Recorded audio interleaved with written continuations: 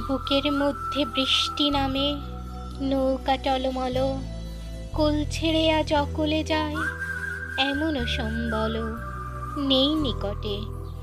হয়তো ছিল বৃষ্টি আসার আগে, চলৎ শক্তিহীন হয়েছি, তাই কি মনে জাগে পোড়ো বাড়ির স্মৃতি আমার স্বপ্নে মেশা দিন।